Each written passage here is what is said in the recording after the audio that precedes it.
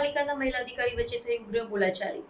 પાટણ શહેરમાં છેલ્લા કેટલાય સમયથી નગરપાલિકાના મહિલા મુખ્ય કાર્યકારી અધિકારી અને સ્થાનિક ધારાસભ્ય કિરીટ પટેલ વચ્ચે ચાલી રહેલા વિવાદ ગુરુવારે વધુ વકર્યો હતો।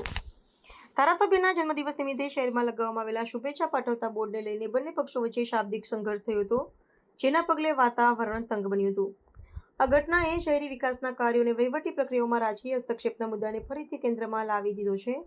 આ વિવાદની શરૂઆત ત્યારે થઈ જ્યારે પાટણ નગરપાલિકા દ્વારા ધારાસભ્યના જન્મદિવસના બોર્ડને દૂર કરવાની કાર્યવાહી કરવામાં આવી। આ પગલાંના વિરોધમાં ધારાસભ્ય અને તેમના સમર્થકોએ નગરપાલિકા કચેરી ખાતે વિરોધ નોંધાવ્યો હતો। આ દરમિયાન મહિલા મુખ્ય કાર્યકારી અધિકારી અને ધારાસભ્ય વચ્ચે ઉગ્ર બોલાચાલી થઈ હતી। બંને પક્ષોએ એકબીજા પર આરોપ પ્રત્યારોપ લગાવ્યા હતા, જેના કારણે સમગ્ર મામલો વધુ ગરમાયો હતો।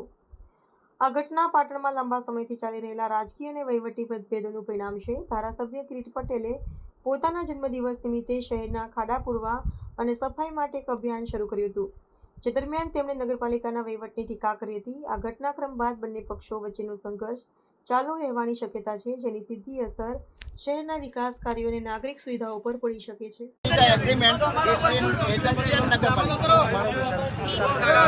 તમારા વિસ્તાર તમે ગમે તે ચીફ ઓફિસર છે તમારા લોકોના ઘરમાં ઘૂસી જવું એટલે તમારે બંદોબસ્ત આપી દેવાનો। તમારે એનો લીગલ વેલિડિટી તો જોઈ જોઈએ ને।